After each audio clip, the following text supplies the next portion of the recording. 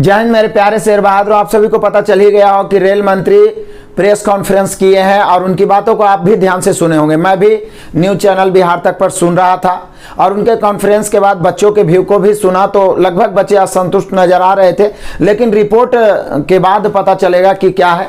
उन्होंने कहा है कि 16 फरवरी तक का समय है, बच्चे अपना पक्ष रखेंगे, शिक्षक अपना जो भी पक्ष है वो रखेंगे और उसके बाद 4 मार्च तक रिपोर्ट तैयार किया जाएगा। ज़्यादा कुछ उसमें है नहीं, लगभग सब कुछ क्लियर ही है।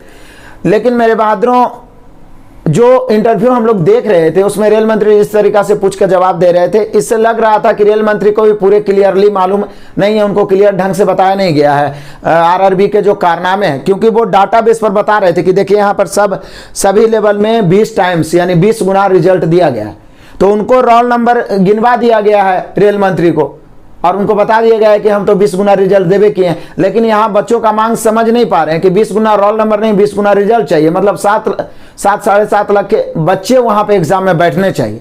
एक बच्चा को यदि आप इन्वॉल्व कर रहे हैं 4 लेवल 5 लेवल में तो करिए, कोई दिक्कत नहीं है, उस लायक बच्चा है तो, लेकिन उसे एक ही स्टूडेंट काउंट किया जाना चाहिए, ये मांग है।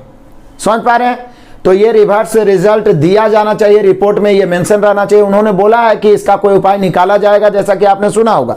साथ ही साथ सीबीटी 2 जो ग्रुप डी में इन्वॉल्व किया गया और इसी के कारण इतना बड़ा आंदोलन भी हुआ, क्योंकि बाकी सब तो बच्चे शांति से आंदोलन कर ही रहे थे। एकाएक 1.5 करोड़ लड़कों के बारे में बोल देना कि अब डबल एग्जाम लेंगे 20 दिन 15 दिन पहले, तो निश्चित रूप से ये सब तो होना ही था।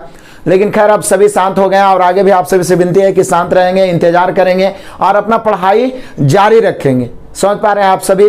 तो सभी बच्चे लगातार बने रहे और अब अगले दिन से रेगुलर क्लास चलते रहेगा। रात में 8 बजे सुपर 70 में जुड़े, जो ग्रुप डी के लिए भी कारगर होगा और एनटीपीसी के लिए, और सुबह में 6 बजे यूट्यूब पे ही सुबह में 6 बजे सुपर 30 भी अब रेगुलर चलेगा। जो आपका NTPC, group D, SSC, Bihar दरोगा हो, यूपी लेखापाल हो, किसी भी एग्जाम में मैथ पूछे जाते हैं तो उससे आगे मैथ नहीं आएगा और निश्चित रूप से मैथ आपके सामने थर कांपेगा। अपना विचार कमेंट करिएगा और इस प्रकार से मिलते हैं नेक्स्ट लगातार क्लास में। और एप्लीकेशन पे भी क्लास होते रहेगा। सुबह में 8 बजे फाउंडेशन मैथ और फिर 10 बजे से रेगुलर 2600-2200 का सॉल्यूशन होगा और बचा हुआ जो साइंस में है और रीजनिंग यूथ वाला है उसे भी जल्दी खत्म किया जाएगा। Best of luck, God bless you, जय हिंद।